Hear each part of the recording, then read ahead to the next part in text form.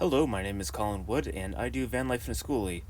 Today I'm just outside of Walla Walla, just west of Whitman Mission. And here there is a small cabin that is thought to be the oldest in Washington state. It was built in probably about 1837, and this was built by the Hudson Bay Company for a local cayuse leader to help resolve a dispute that they had over fur pricing. It was later basically confiscated by the US government when the cayuse signed over all of their land in 1855, and since then it was passed down through only a couple of landowners and eventually moved to this location where it could be restored. This building was built during the time period when the Hudson Bay Company was actively trading with the natives in this area. It's an area called Frenchtown, and most of the fur traders were French, and most of the workers for the Hudson Bay Company were also French.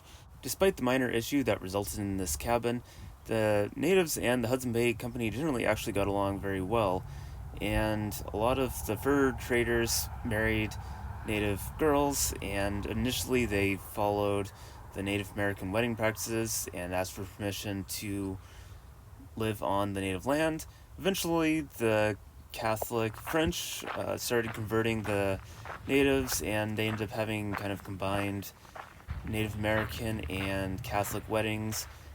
And ultimately, most of the natives ended up becoming Catholic, and the weddings just ended up being Catholic. The trail that I'm walking on here is both a Native American burial site and a Catholic burial site.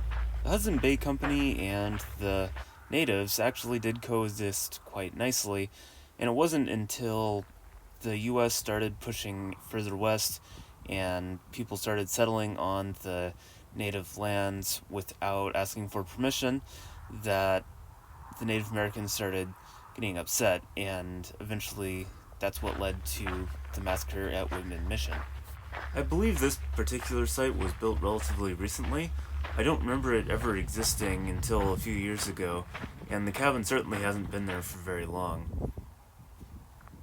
I think part of the reason why people forget about the fur trading period in this area is because the Native Americans all were forced out and live quite a ways away from this area now. The US government also pushed out the Hudson Bay Company and replaced their Fort Nez Perce, or the old Fort Walla Walla, with the new Fort Walla Walla, which was there to maintain US territory and prevent the Native Americans or the Hudson Bay Company from coming back. Both the history of this area and this cabin were put together by a group of very dedicated volunteers from both the Native American tribes that now live on reservations and just some local enthusiasts that want to know the history of the area. I'm really glad that I had the opportunity to see this, and I noticed the little sign off on the side of the road a couple years ago that said there was some sort of interesting historical site here.